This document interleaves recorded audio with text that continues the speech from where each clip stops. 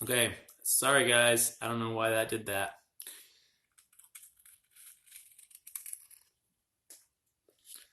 Okay. Um,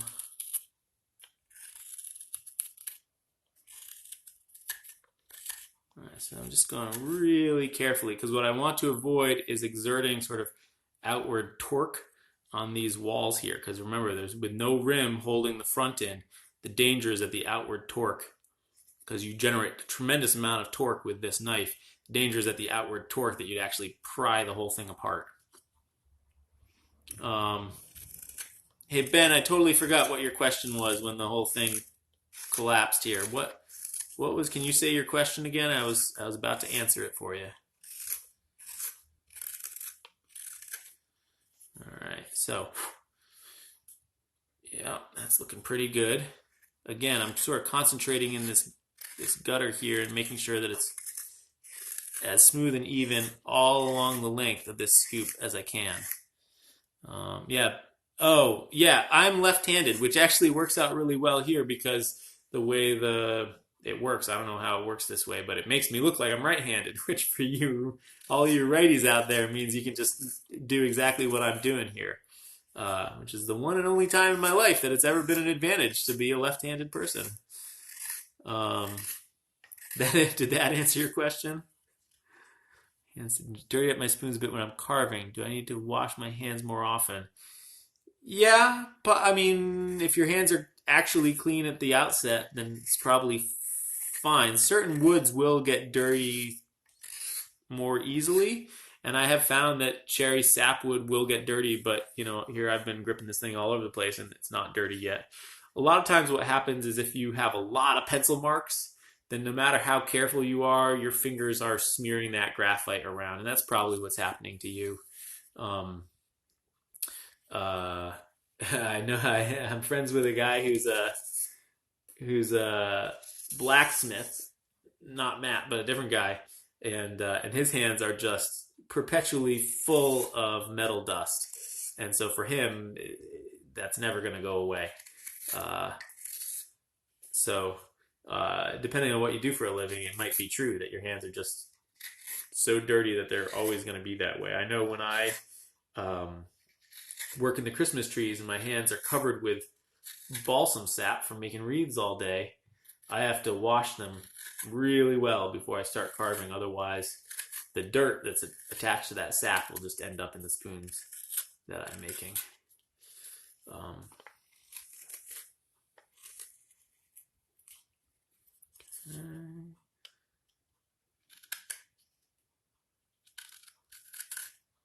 so with these finishing cuts, I'm trying to pay really close attention to what's happening with each cut so that I don't make a mistake and have any tear out at this point. I want everything to be just as clean as I can make it. Now, part of that is because this is so narrow that the knife actually doesn't fit all the way to the bottom here. So I'm having to come in at an angle. Um, if I had like a really narrow scorp or something, I think wet green wood tends to stain as you work. Yeah, certainly the amount of moisture in the wood has to have make a difference also because it's picking up whatever's on your hands. Um, yeah, that's a really good point. Um, another another stroke for this sort of aged wood being the way to go. Um,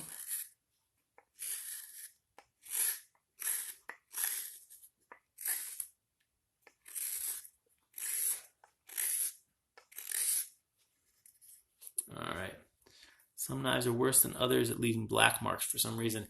Yeah, I could see that. I could see a knife that had, that's forged that, uh, has a lot of particles still on the edge of the blade. I don't know. Maybe that would be true also. Um, and certainly knives can pick up stuff on the metal from another wood. Like if you're carving walnut and then you switch to carving something that's some blonde wood, probably there's streaks of whatever that is, the tannins, I suppose, from the walnut or oak, if you do oak, that will then be transferred from the blade to the lighter colored wood. All right, so now I'm working my way down the other side, this side. I'm working my way down here, and when I reach the bottom, hopefully I will have cleaned everything up enough that I can then go concentrate on the outside form. Now, for whatever reason, I'm getting cleaner cuts going this way. So sometimes a lot of times I'll go from the rim down, but in this instance, for these finishing cuts, it's just working better to come up like this. And I think it has to do with trying to get into that bottom edge. Now, interestingly, I'm not actually, at this point, I'm not touching the rim here, so I might have to change my strategy. But with this kind of really delicate work at the end, it's just about paying attention. Because if you pay enough attention, you can tell whether the knife is doing what you anticipate that it should be doing. And you can tell just as it starts to catch in the grain and tear as opposed to cut cleanly through that it's going to do that, and you can stop yourself before you make a big mistake. The biggest part of having a spoon that doesn't have any mistakes is to sort of anticipate when they're going to happen and slow yourself down so that you can feel them right as they're starting and try to avoid having it start. So this one little spot here is a lot trickier than the rest to get into and clean up. And I think it has to do with a combination of I can't get into it the way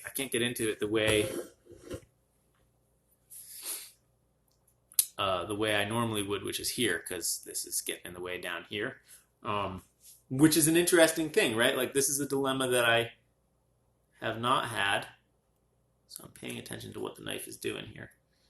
This is a dilemma I have not had with larger scoops where I am able to get into it from all angles. So that's something I'll have to consider when I do more of these little scoops, is that to some extent,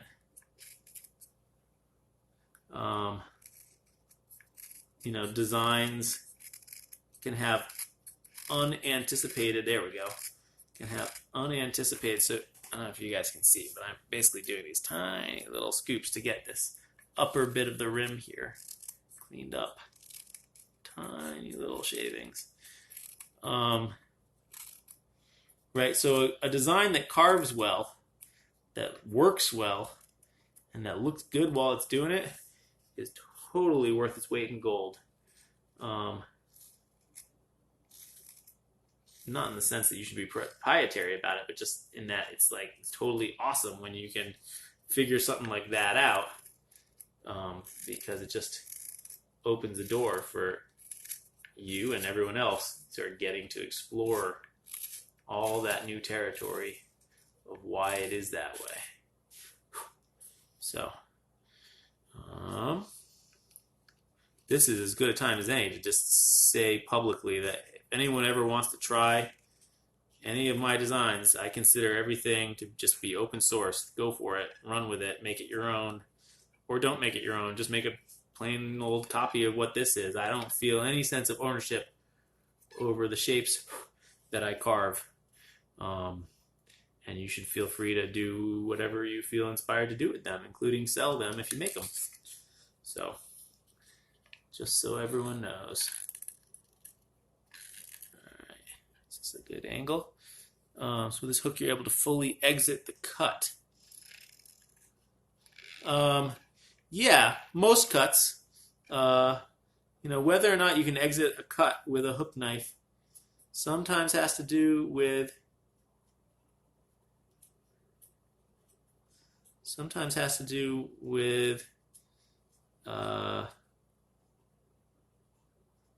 sorry, I'm just having to concentrate here.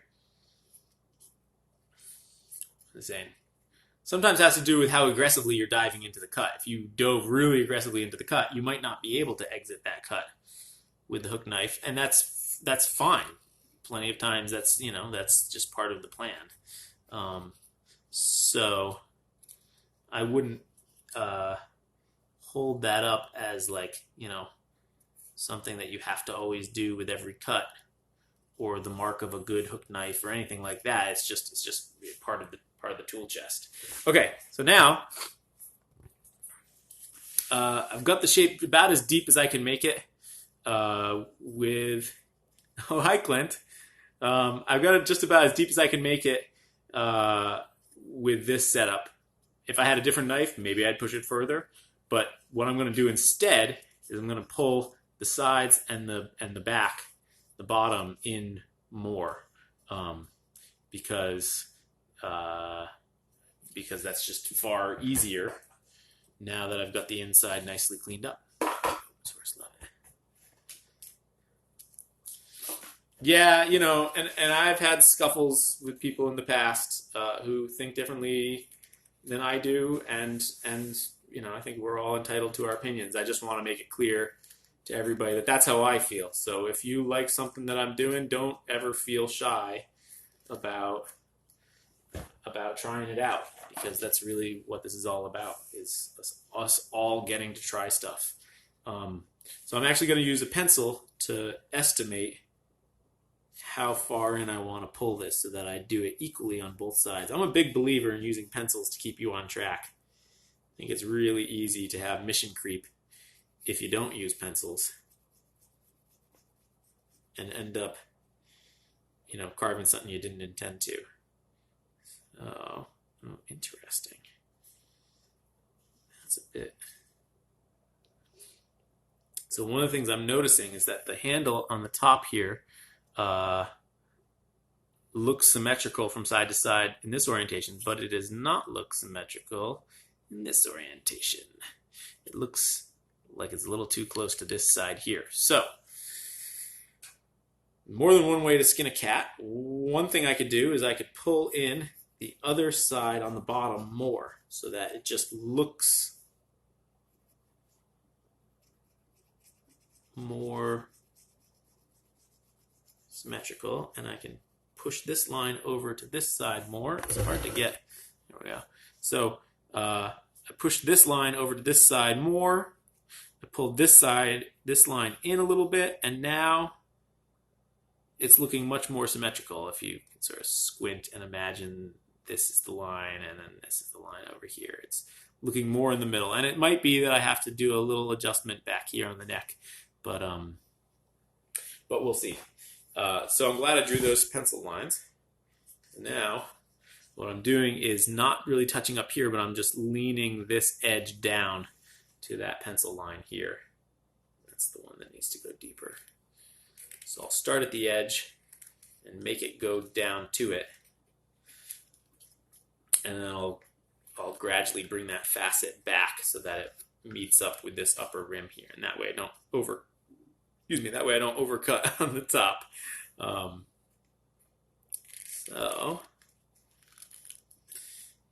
here we are.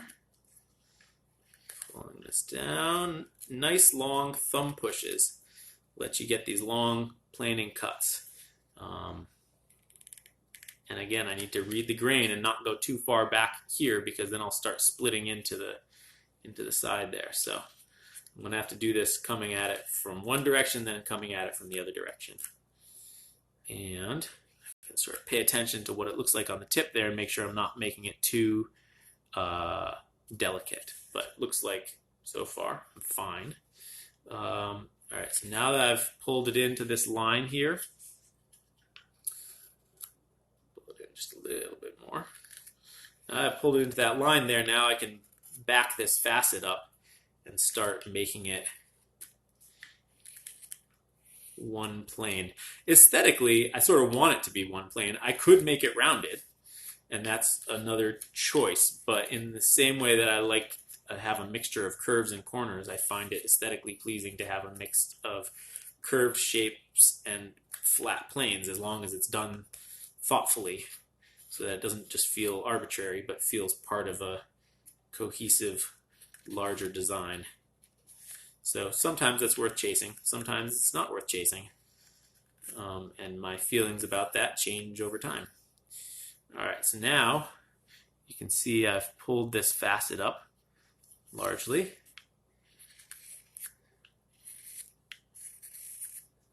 There we go. And you can see that this thumb push with the extra rotation is really helpful. This is why the Mora 106 is helpful. It's true that I usually use from here to the tip for most everything. But when I'm doing these large pivot cuts, that extra bit of blade really lets you get a lot further than you would if you were using a 120 or a similarly short blade. Not always. Like here I'm doing a pivot cut and it's not as aggressive a pivot cut, so I'm really still just using the front half of the blade. But there are certain situations where having that, being the ability to start at all the way at the bottom here and then pivot and pivot and pivot and really get to the top lets you get some really nice flat planes that it would be much more difficult to achieve without that pivot cut.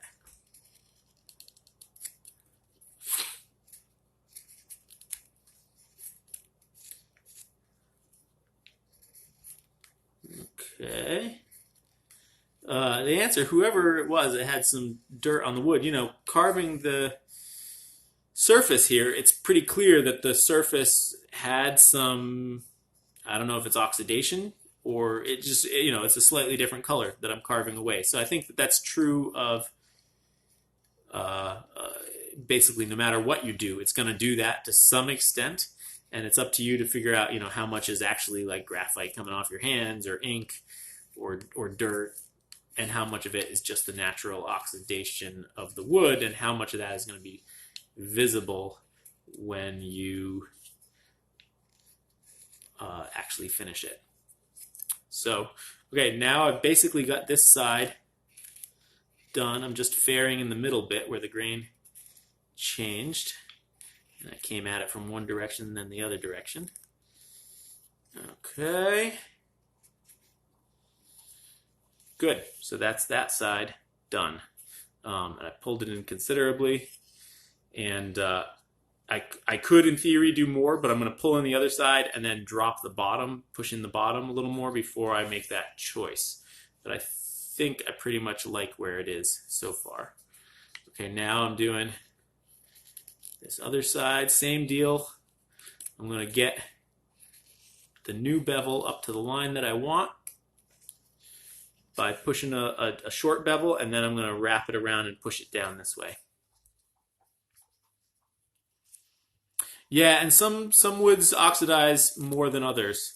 And some will oxidize to the point where you could probably do some cool things if you were of a more artistic mindset than me and wanted to make something decorative on the spoon using the oxidation. You could let it, something that oxidizes to a really yellow sort of color, you could let it do that and then carve down into it to put on the bevels or different things, and leave parts of it yellow and have parts of it become more white, and that could be really cool. I just haven't done it myself. Okay. You did not miss any axe work, Brian. This one is so narrow. This is a custom flower scoop. So whereas my normal flower scoop is wide enough that I use the bowl adze that I have to basically I'll start when it's in the blank. Oh. I'll start when it's in the blank and I'll hit with the bowl adze, and actually I'll start at the bottom and I'll start whacking away and basically get it to pop out the bottom here. And then keep going and keep going, keep working my way up and working my way up. And as long as I'm careful and I don't hit too much on the shoulders, I can remove half of the material with the adze, which really speeds up the process for something that big. This one is so small that the adze wouldn't fit, and quite frankly, it just hasn't taken as long. Now, because it's a new process, it's taken longer than an eating spoon or anything like that, but we'll see what I end up deciding to charge for these. I'll have to do some thinking about what seems like the right price based on how much of these I hope to do and how long it takes and what I think is a fair price for something like this. So I'm sure I'll let you guys know when I figure that out. Thank you. Yeah, I'm liking how this is turning out. It's always a bit of a risk to carve something that you've never carved before. And while I've certainly carved this form before, the difference in size makes a huge difference. You know, it's basically the equivalent of carving an eating spoon versus carving you know, a cooking spoon that has exactly the same shape. So I found some things out with the hook knife that I just couldn't do, that I thought I was going to be able to do, but then it turns out I just couldn't do them. Thanks. Yeah, I like it. All right, so now I've got the other side pulled in where I want it. Okay. Now I'm just going to pull in the bottom.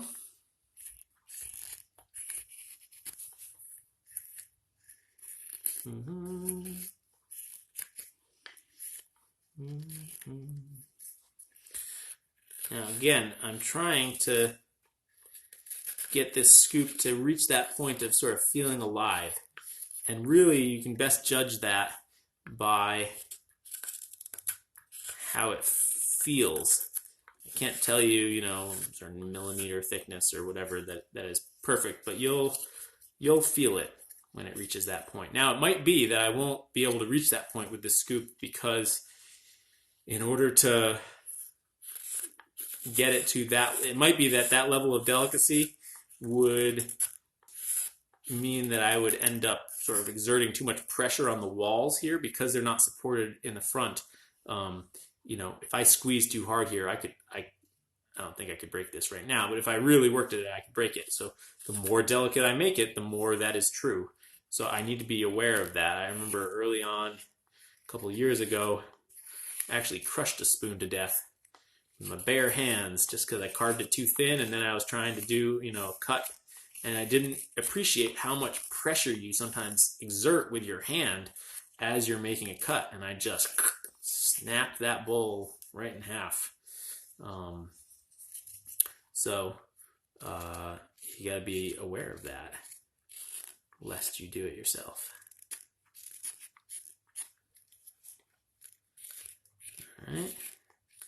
And again, it's just these long sort of thumb pushes with a pivot at the end to extend the cut as long as I can.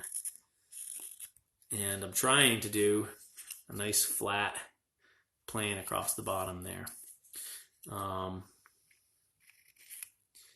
also trying to read where the grain is here, because at a certain point the grain switches on the back. And I want to maintain as flat a bottom as I can so that the whole thing can just rest like that with its handle up in the air.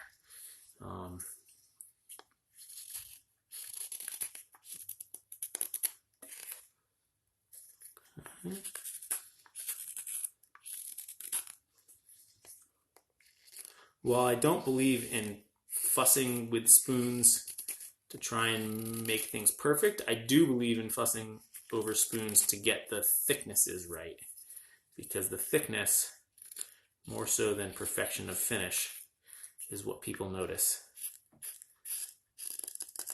And if anything, I do think that spoons can also be too perfect, and people are scared to use them, and I don't want that.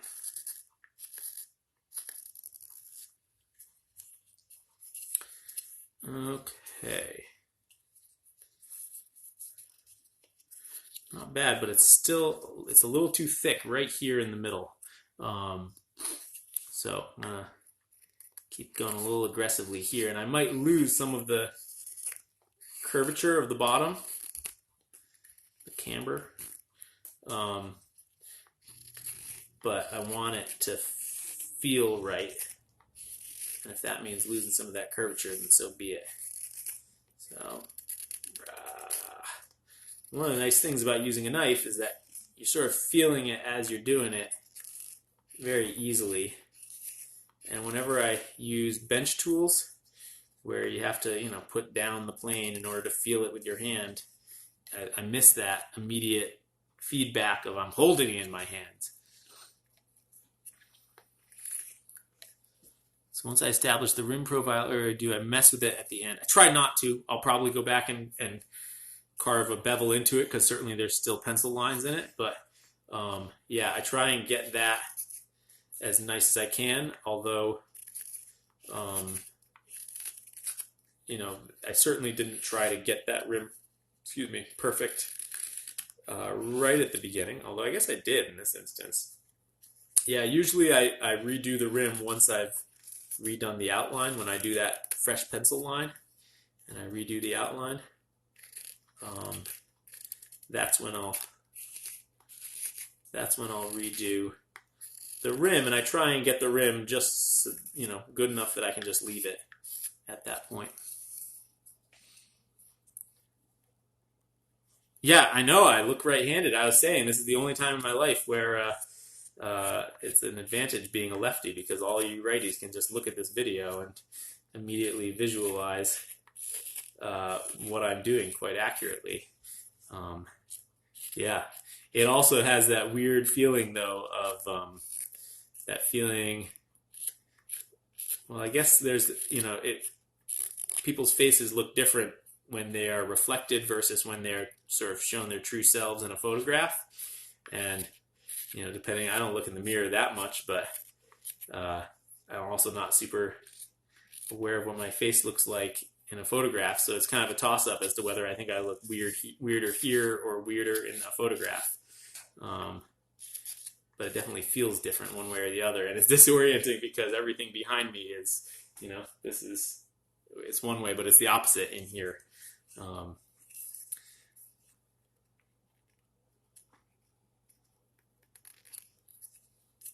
Okay, so I think we're basically there. Okay, so now the part that I've saved till last is doing the chamfers. To some extent, I might leave the rim without chamfers and just angle the rim. And for the most part, I like to angle the rim so that it's angling out away from the spoon rather than the other way around.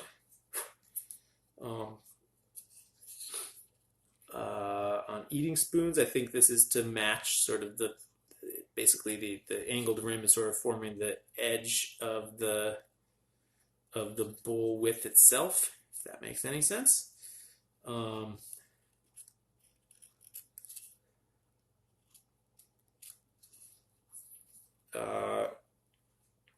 And then I think, you know, you could either go straight across, or you could angle it in, or you could angle it out. And I just always like the way it feels when it's angled out. That's really all there is to it.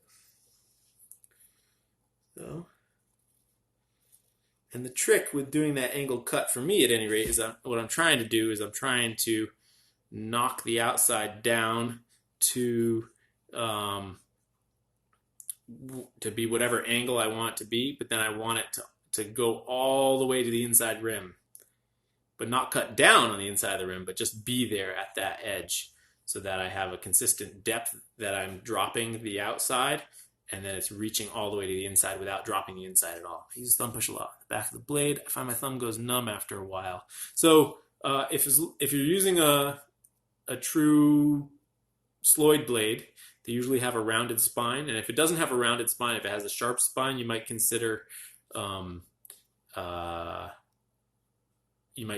just taking some sandpaper and rounding that down, because it'll be a lot more comfortable on your hand. And then, yeah, I have a really big callus right there on my thumb from doing that. Let's see who the phone is this time.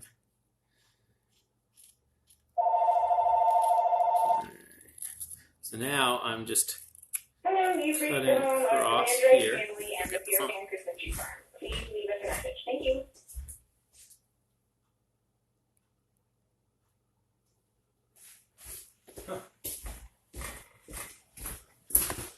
Don't know who that was. Oh! Hold on a second.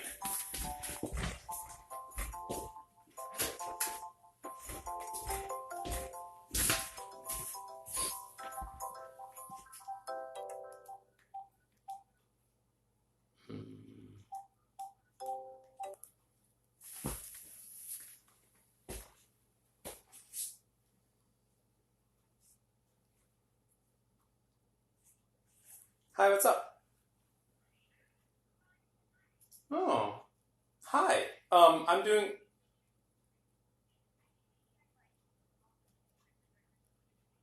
Yeah, quite possibly. Hey, Celia. How long are you out of classes? Can I call you in like 20 minutes? Okay, I'll call you then. Bye. All right, sorry about that.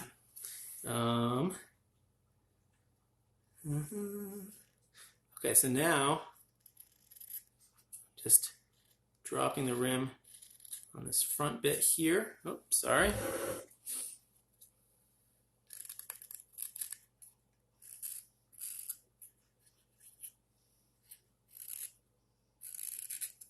So cleaning up this rim is entirely different from putting a tiny little bevel on the corner, which is another important part of the process that helps make it a lot stronger. So now that I have cleaned up the rim, and you know what? This right here needs to come down a little bit. It's just not symmetrical otherwise. All right, so now is my time to make sure that everything is symmetrical. In this instance, that means pushing this handle a little bit narrower on this side.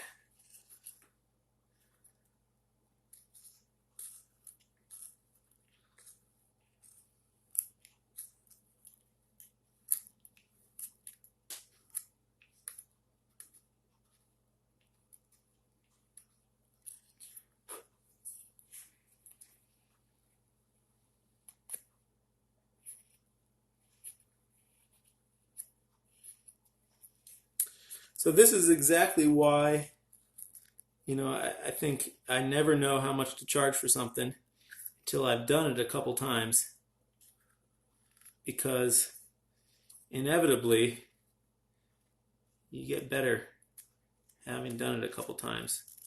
So for instance, this process would have been speeded up tremendously by what I know now about how deep to make this, given how much material my hook knife can remove. Yeah, it's like a 2-finger handle. It's just a little, grab it by the handle. This is meant to go into a tall jar. So the jar is this long, and you want to be able to, get the scoop down in it and sort of get a bunch of stuff that's lying on the, that's in the jar as it lies on its side. So, yeah, so, knowing what I know now about how long this would take, I would make this, considerably smaller piece of wood, and it would just take less time to remove that material in the beginning. Now, okay, now that I've made the handle more symmetrical, now I'm going to run a tiny bevel along the outside here, knock off that corner, and if at all possible, I'm going to try and wrap it around the shoulder. And right there, it's going to be real obvious how wide it is, so I'm trying to make that as consistent a size as possible. And I come down the handle, and then I ghost up and around. Yeah, I'll do a live session for sharpening. It'll probably be on Monday, next Monday. Maybe that's the thing I should do next. That's when I'm sharpening my tools, so I'll just sharpen my tools. You can see what that looks like in person.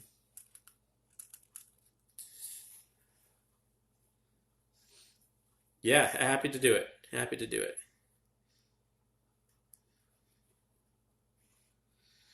So,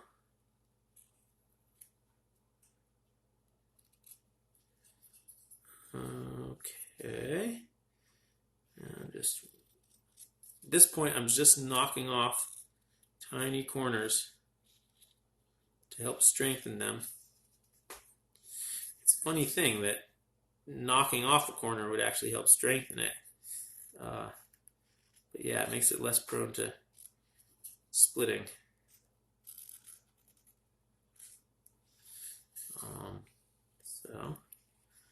And it also just makes it more comfortable to hold in general. So, here we go. Almost done working my way around the scoop. Getting all the corners. Now, in something like this, something as simple as this, I've been moving away from having wide facets that do swoopy things, but you could certainly do that. There's a certain delight that comes from breaking out of the rectangular box. And, we use the rectangular box as a tool to keep us sort of symmetrical and even from side to side and its thickness and all that. But then, having a design that then allows you to break free of that can be really lovely. So that's a fun thing to explore. I've just moved away from that in recent months as I've gotten interested in other things. Do I have this do the same angle on the rim of my spoons? Yeah, it really depends on what type of spoon it is, how much of an angle I do. For instance, eating spoons, I've been moving towards a very, very, very narrow bevel. I call it a micro bevel. And that's basically because I want to be able to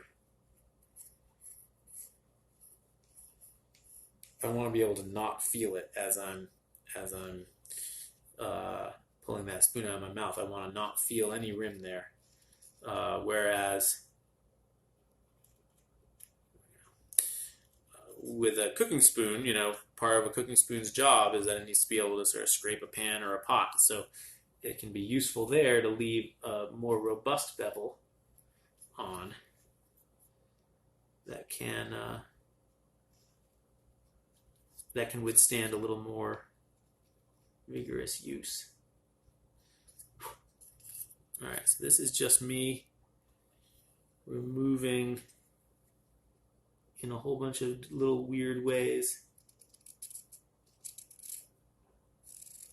that edge. It's right on the edge. All right, and the last one that I haven't done yet is right in here.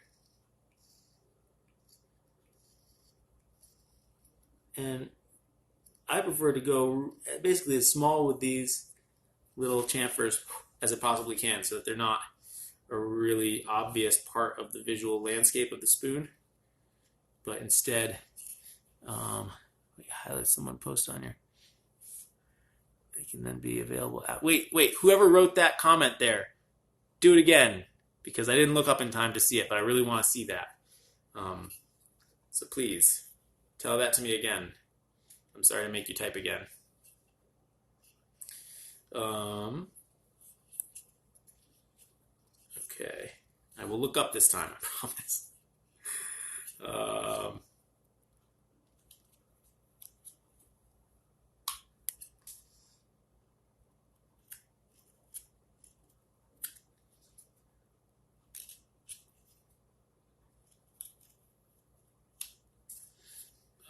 And then again, being able to do these sorts of subtle curves with the bevel, it's just a matter of just doing them again and again and again, and you'll get there.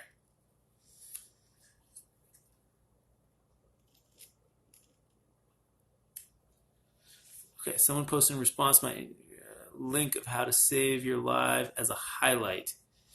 Yes. I'm not sure.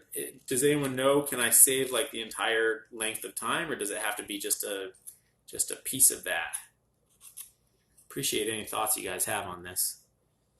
I want to make these available to you after the fact, and I've been sort of toying with the idea of seeing if YouTube would let me do it. But I do appreciate the simplicity of having it all on one social media platform, so that I'm not juggling multiple platforms in my phone, because that would eat up a lot of time. But I do like the idea of accruing a library of stuff for you guys to work your way through. That was my impression, but you don't know for sure. Yeah, interesting to think about. I'd really like to try and figure that out for myself for that reason. All right, so just doing a little smoothing of some of these surfaces. The interesting thing, even when you're carving wood that is aged a little bit, as it dries out in just the few minutes that it's been here, certain sort of lumps and bumps will become apparent, and you can then go back and smooth them out as you finish up. And I think it's because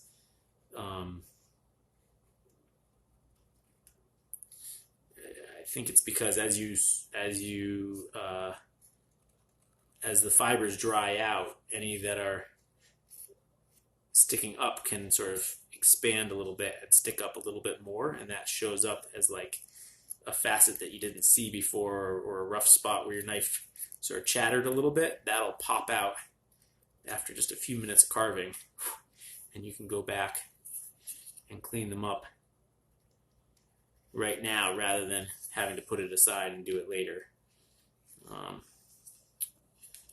Okay, so it's not perfect, but I like it. All right. Highlights saved to your Instagram homepage until you take them down. I think the entire life of the post stays. I think that I could save the whole. So do I need to download a separate app to allow me to use highlights? Is that just an option that's given to me when I decide to save this and make it available as part of my stories at the end of this? Does anyone know? I'm just getting that little bit. Okay.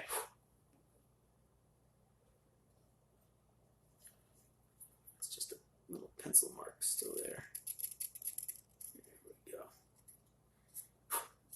Very nice.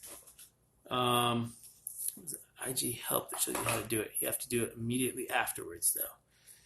Okay, great. I'll see what I can do. I'd be happy to provide that to you guys. Yeah, totally happy to do that. All right. An interesting. Oh, there's a little spot. Like I said, stuff shows up at the very end, and then the trick is to fix it without ruining the thing you have. So fixing it and being able to step back and say, you know what? I think we are done here. All right, I'm going to burnish this. Okay.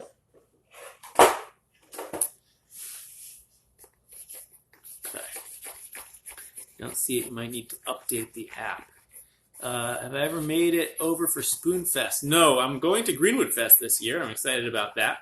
But I haven't made the time or set aside the money to go to Spoonfest, but I would love to go to Spoonfest sometime. All right, so it turns out this pestle is the perfect size to burnish the inside here. And you can hear that little rucka sound, and that's because the nature of the tool marks is to leave these little grooves. They're not extreme, just a pleasing texture. But because I wasn't able to run my knife down the length of the bowl like this, it was too narrow. This is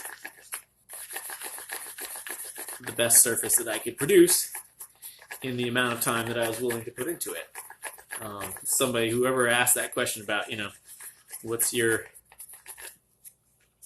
how do I decide, design that's efficient and, cost effective, and so much of it comes down to being willing to stop, because you can dither away time, even if you're fixing something and you don't screw up something else and have to go back and fix that, even if everything goes right, trying to fix every last little thing is where all the time disappears.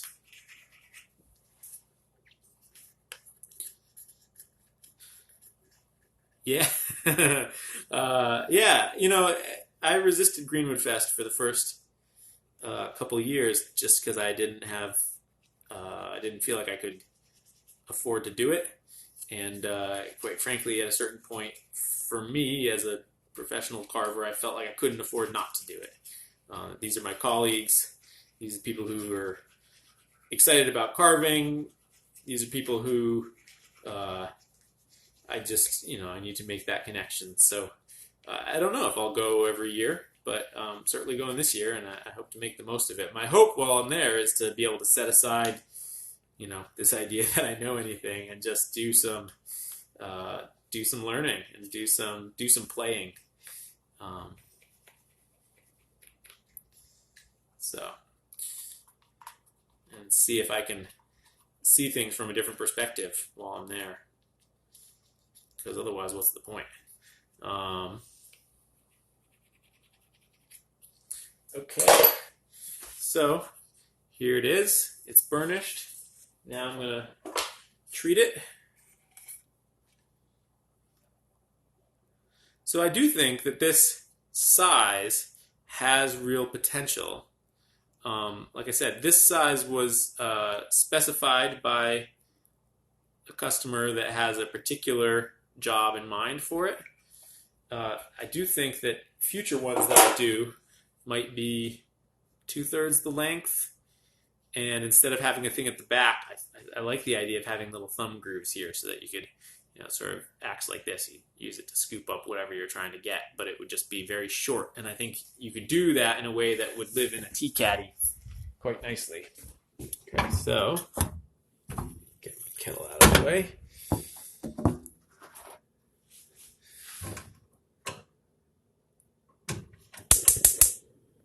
Yeah, the white tool was indeed from it's a pestle. I think we got it at the dump, or maybe a tag sale. We certainly didn't have a mortar with it, and you can use anything hard, smooth. You don't want it to be something that will mark. So if you use like a smooth pebble, make sure you're not gonna rub color all over your spoon, because that would be a wicked bummer. Yeah, no sticker on that wax cap. I'm saving the stickers for you guys. Yeah, in some ways, I love the stickers, but I keep a couple tins that are just older tins that I keep refilling and refilling and refilling for my use, and then more or less you guys get the new wax tins.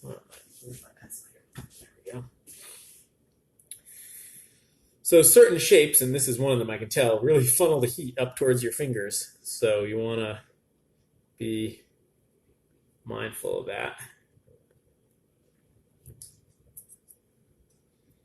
Yeah, so this scoop style, I can imagine the things that I could do to speed up the process. Number one is now I know exactly, the depth of the thing that I can actually create. So that would involve a lot less going back and thinning things down.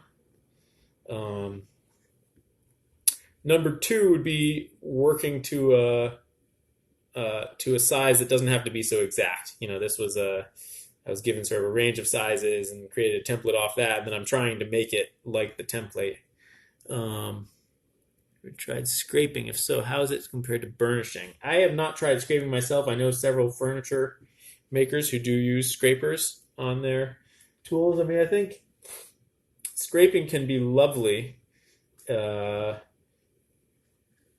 long as you have a scraper that fits the shape that you are trying to do. I'm not sure it achieves the same thing as burnishing because you're creating a smooth surface, but the burnishing is part of what it's doing is knocking down corners, softening corners. Knocking down is not a great way to describe it, but softening corners just a little bit. Whereas scraping would maybe make a surface with fewer corners, but those corners wouldn't be softened in the same way that burnishing would. Do this.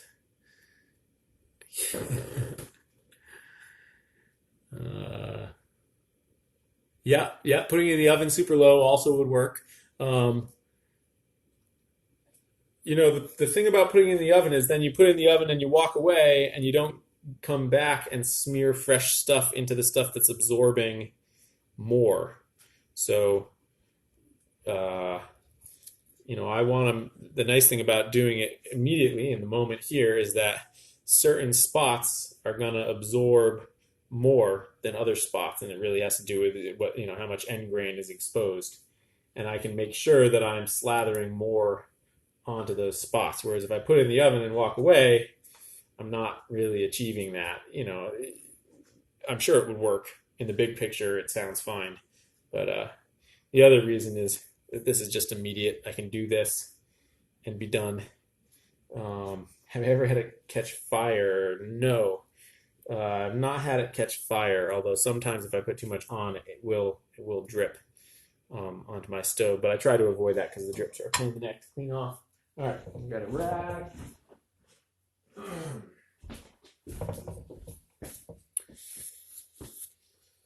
So that's the scoop, guys. I will be doing another one of these, I guess, on does the burnishing ever get reversed by use and or moisture?